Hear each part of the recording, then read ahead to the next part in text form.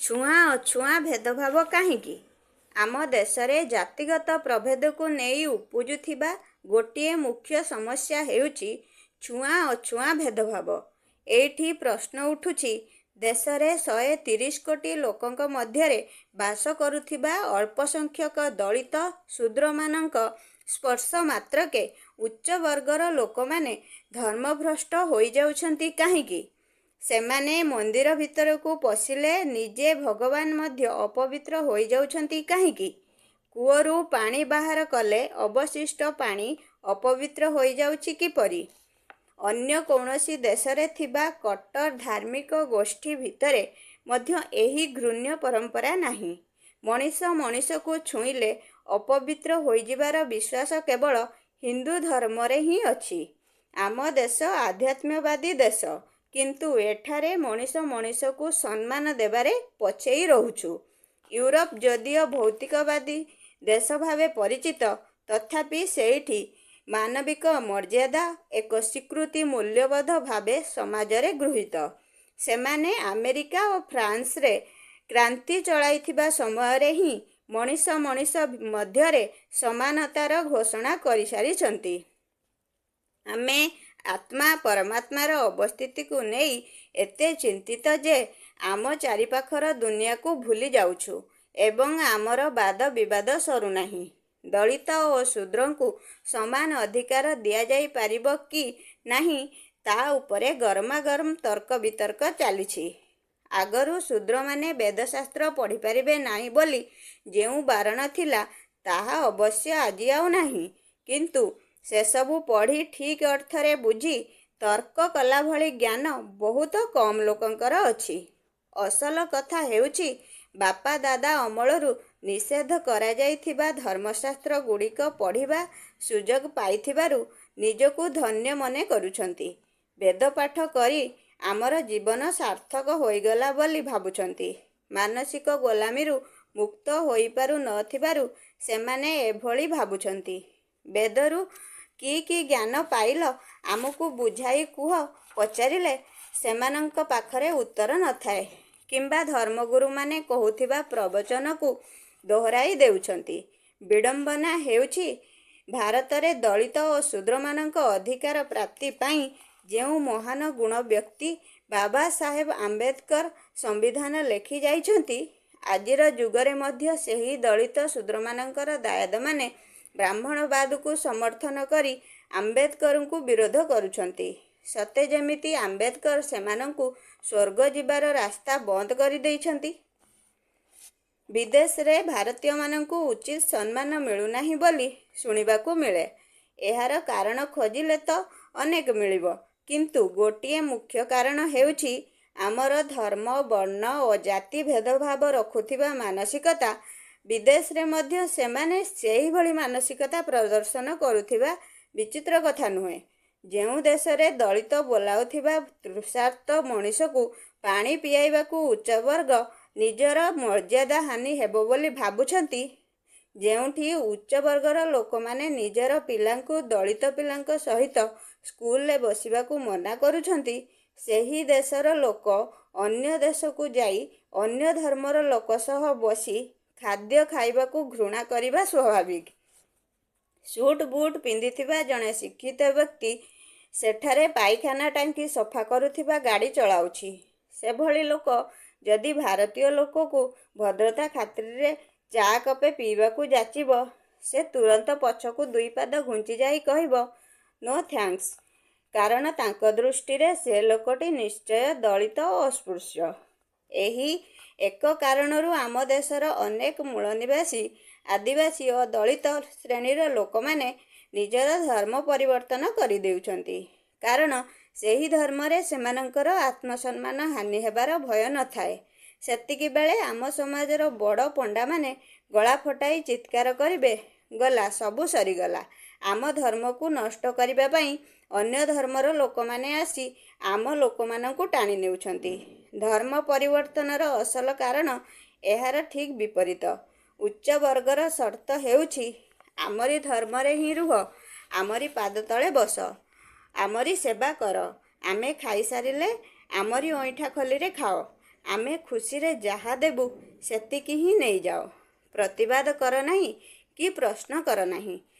ଧର୍ମଶାସ୍ତ୍ର ବାଣୀ ସ୍ୱଧର୍ମେ ନିଧନଂ ଶ୍ରେୟଃ ପରଧର୍ମ ଭୟାବହ କୁ ମାନି ଚଳ। ଆମ ଦେଶର ଭଣ୍ଡ ସମାଜ ସେବକ ଲୋକମାନଙ୍କୁ ଭୂତେଇ ସେମାନଙ୍କର ମଙ୍ଗଳ ଚିନ୍ତକ ନେତା ବନିଯାଆନ୍ତି।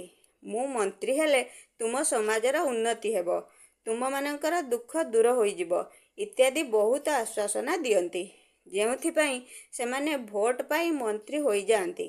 ଏଭଳି ନେତା ବି ଅଛନ୍ତି ଯେଉଁମାନେ ନିଜକୁ ଦଳିତଙ୍କ ବନ୍ଧୁ ଦେଖେଇ ହେବା ପାଇଁ ଜନତାଙ୍କ ଗହଣରେ ଜଣେ ଅଛୁଆଁ ଜାତିର ବ୍ୟକ୍ତିଙ୍କ ହାତରୁ ନିଜ ବେକରେ ଫୁଲମାଳ ପିନ୍ଧି ପାରନ୍ତି, କିନ୍ତୁ ପରେ ସେ ଘରେ ପହଞ୍ଚି ପିନ୍ଧିଥିବା ବସ୍ତ୍ର ସହିତ ସମ୍ପୂର୍ଣ୍ଣ ସ୍ନାନ ନ କଲେ ନିଜକୁ ଅଶୁଦ୍ଧ ମାନନ୍ତି। ଏଭଳି ଶଠ ମନୋବୃତ୍ତିର ନେତା ସମାଜରେ କିଭଳି ସୁଧାର ଆଣିପାରିବେ ତାହା ଚିନ୍ତା କରିବାର କଥା। ନେତାଙ୍କ କଥାକୁ ବାଦ୍ ଦିଆଯାଉ। ଆମ ଠାକୁର ମନ୍ଦିର ଭିତରକୁ ଅଛୁଆଁ ମଣିଷ ଦର୍ଶନ କିମ୍ବା ପୂଜା କରିବାକୁ ପଶିଗଲେ ଠାକୁର ବି ଅପବିତ୍ର ହୋଇଯାଆନ୍ତି। ସେଥିପାଇଁ ବେଳେବେଳେ ଦୁଇ ବର୍ଗର ମଣିଷମାନଙ୍କ ଭିତରେ ରକ୍ତାକ୍ତ ସଂଘର୍ଷ ଘଟୁଥିବା ଦେଖାଯାଉଛି। ଯେଉଁମାନେ ଅତି ଆବଶ୍ୟକୀୟ କାମ କରି ଆମର ସେବା କରୁଛନ୍ତି ସେହିମାନଙ୍କୁ ଆମେ ଅନାଦର କରିଦେଉଛୁ। ଏହା ସେମାନଙ୍କ ପ୍ରତି କୃତଜ୍ଞତା ନୁହେଁ କି? ପଶୁମାନଙ୍କୁ ଆମେ ପୂଜା କରିପାରୁଛୁ, କୁକୁର ବିଲେଇକୁ ଆମ ଘରେ ରଖି କୋଳରେ ବସାଇ ଗେଲ କରିପାରୁଛୁ, ଅଥଚ ମଣିଷକୁ ପାଖରେ ବସାଇବା ମନା। ଏହା କିଭଳି ମଣିଷପଣିଆ? ଭାରତୀୟ ଦଳିତମାନଙ୍କୁ ନେଇ ନିଜର ଭୋଟ ବ୍ୟାଙ୍କ ବୃଦ୍ଧି କରିବା ଏବଂ ସାମ୍ପ୍ରଦାୟିକ ଭାବନାରେ ନିଜ ପାଇଁ ବେଶୀ ଅଧିକାର ଦାବି କରିବାକୁ ନିଜର ଗୋଷ୍ଠୀ ସଂଖ୍ୟା ବଢ଼ାଇବାର ଚିନ୍ତା ସମସ୍ତଙ୍କୁ ଘାରିଛି। ମୁସଲମାନମାନେ ବେଶୀ ଜୋର ଦେଇ ଅଛୁଆଁ ବର୍ଗକୁ ସେମାନଙ୍କ ସମାନ ଅଧିକାର ଦେବା ଆରମ୍ଭ କରିଦେଲେ। ଏହାଦ୍ୱାରା ହିନ୍ଦୁମାନଙ୍କ ଅହଂକୁ ଆଘାତ ଲାଗିଲା, ଅନେକ ବାଦ ବିବାଦ ସୃଷ୍ଟି ହେଲା, ହିଂସା ବଢ଼ିଲା, ରକ୍ତପାତ ବି ହେଲା। ତେଣେ ଶିଖ ସମ୍ପ୍ରଦାୟ ମଧ୍ୟ ଭାବିଲେ ଆମେ କିଆଁ ପଛରେ ରହିବୁ। ସେମାନେ ମଧ୍ୟ ଅମୃତଛକାନା ଆରମ୍ଭ କରିଦେଲେ। ହିନ୍ଦୁ ଶିଖ ଭିତରେ ଅଛୁଆଁ ଲୋକଙ୍କ ପଇତା ଓହ୍ଲାଇବା ଓ କେଶ କାଟିବାର ପ୍ରଶ୍ନ ଉପରେ ଝଗଡ଼ା ହେଲା। ବର୍ତ୍ତମାନ ହିନ୍ଦୁ, ମୁସଲମାନ ଓ ଶିଖ ତିନି ଗୋଷ୍ଠୀ ଅଛୁଆଁ ଦଳିତ ଜାତିର ଲୋକମାନଙ୍କୁ ନିଜ ଆଡ଼କୁ ଟାଣିବାକୁ ଚେଷ୍ଟା କରୁଛନ୍ତି। ଅନ୍ୟପଟେ ଖ୍ରୀଷ୍ଟିଆନମାନେ ଚୁପଚାପ ନିଜର ପ୍ରଭାବ ବିସ୍ତାର କରି ଚାଲିଛନ୍ତି। ଏହାର ମୂଳରେ ରହିଛି ହିନ୍ଦୁ ଧର୍ମରେ ରହି ଅପମାନିତ ହେଉଥିବା ଅଛୁଆଁ ମଣିଷର ମାନସିକ ଯନ୍ତ୍ରଣାରୁ ମୁକ୍ତି ପାଇବାର ବ୍ୟଗ୍ରତା। ସେମାନେ କିନ୍ତୁ ବୁଝିପାରୁନାହାନ୍ତି ଯେ ବେଙ୍ଗ ଗୋଟିଏ କୂଅରୁ ମୁକ୍ତି ପାଇ ଯଦି ଆଉ ଗୋଟିଏ କୂଅକୁ ଡେଇଁ ପଡ଼ିବ ତା ଅବସ୍ଥାରେ ବେଶୀ କିଛି ଫରକ ଆସିବନି। ଧର୍ମର ବନ୍ଧନ ସବୁଠାରେ ଏକାଭଳି। ଶୋଷଣ ସବୁ ଧର୍ମର ମୂଳ ଉଦ୍ଦେଶ୍ୟ। ତେଣୁ ଧର୍ମରହିତ ସମାଜରେ ବାସ କଲେ ହିଁ ସ୍ୱାଧୀନତାର ସ୍ୱାଦ ମିଳେ ଓ ଆତ୍ମସମ୍ମାନ ବଞ୍ଚି ରହେ। ଶୂଦ୍ରମାନେ ମଧ୍ୟ ବୁଝିପାରିଛନ୍ତି ଯେ ଆମରି ଯୋଗୁଁ ସବୁ ଧର୍ମରେ ଟଣା ଓଟରା ଚାଲିଛି ଏବଂ ଆମକୁ ହିଁ ସମସ୍ତେ ନିଜର ଶିକାର ବୋଲି ଭାବୁଛନ୍ତି। ତେଣୁ ଆମେ ଅଲଗା ନିଜର ଗୋଷ୍ଠୀକୁ ସଂଗଠିତ ରୂପ ନ ଦେବା କାହିଁକି? ଏମିତି ବିଚାରକୁ ସରକାରୀ ପ୍ରଚାରତନ୍ତ୍ର ବଡ଼ ସାହାଯ୍ୟ କଲା, ଯାହାଫଳରେ ଆଦି ଧର୍ମମଣ୍ଡଳ ନାମକ ସଂଗଠନଟିଏ ଗଠନ ହୋଇପାରିଲା। ବର୍ତ୍ତମାନ ପ୍ରଶ୍ନ ଉଠୁଛି, ଏହି ସମସ୍ୟାର ପ୍ରକୃତ ସମାଧାନ କ'ଣ? ଏହାର ଉତ୍ତର ବହୁତ ମହତ୍ତ୍ୱପୂର୍ଣ୍ଣ। ସର୍ବପ୍ରଥମେ ନିର୍ଣ୍ଣୟ କରିବାକୁ ହେବ ଯେ ସମସ୍ତ ମନୁଷ୍ୟ ସମାନ, କେହି ଜନ୍ମରୁ ଭିନ୍ନ ନୁହେଁ କିମ୍ବା କର୍ମ ବିଭାଜନରୁ ମଧ୍ୟ ଭିନ୍ନ ନୁହେଁ। ଅର୍ଥାତ୍ ଜଣେ ବ୍ୟକ୍ତି ଯେହେତୁ ଗୋଟିଏ ଗରିବ ଅଛୁଆଁ ବ୍ୟକ୍ତି ଘରେ ଜନ୍ମଗ୍ରହଣ କରିଛି, ସେ କ'ଣ ଜୀବନସାରା କେବଳ ମଇଳା ହିଁ ସଫା କରିବ? ସେ କ'ଣ ସମାଜର କୌଣସି ବିକାଶମୂଳକ କାମ କରିପାରିବ ନାହିଁ? ଏହା ନିହାତି ଅନ୍ୟାୟ ପ୍ରଥା।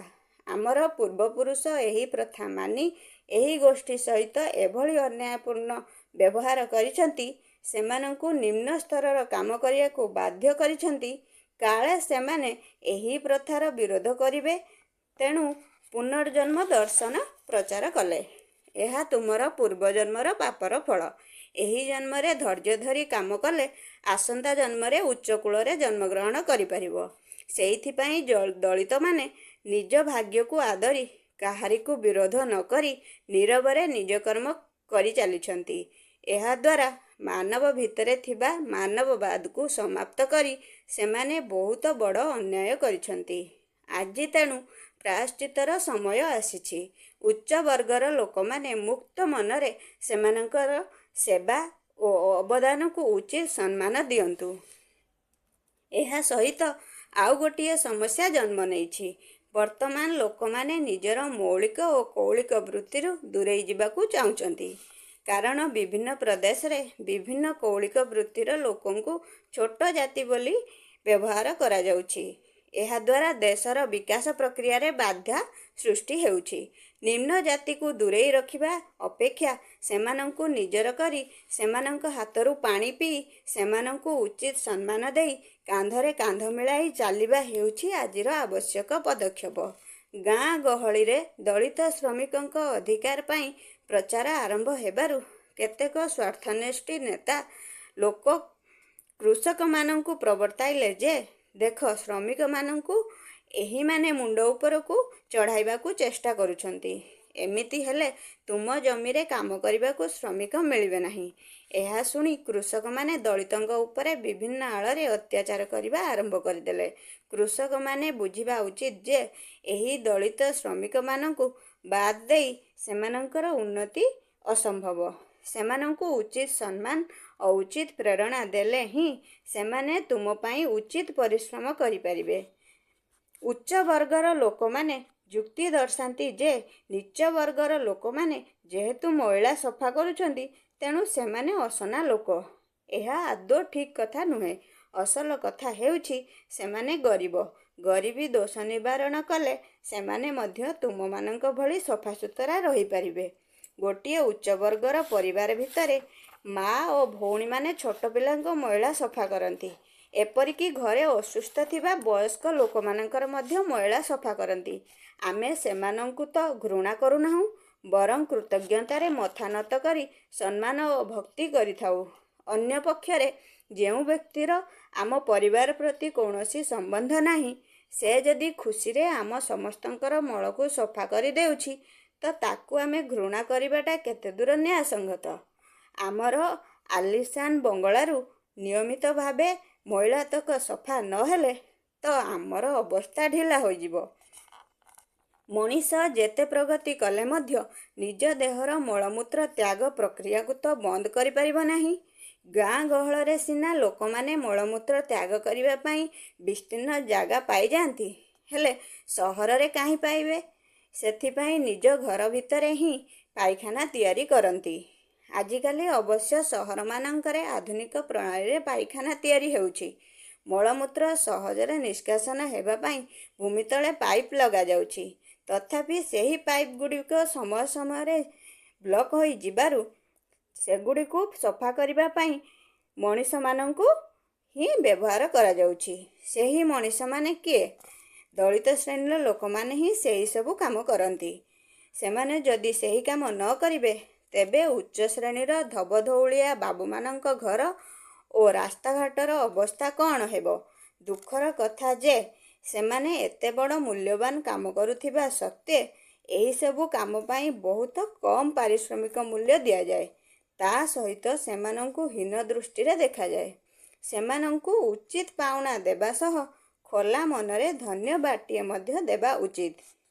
ହେତୁବାଦ କୌଣସି ଧର୍ମ ନୁହେଁ, ଏହା ଏକ ଜୀବନ ପଦ୍ଧତି ଯାହାଦ୍ୱାରା ମନରୁ ଭିତ୍ତିହୀନ ବିଶ୍ୱାସ ଓ ଅହେତୁକ ଭୟ ସବୁ ଦୂର ହୁଏ।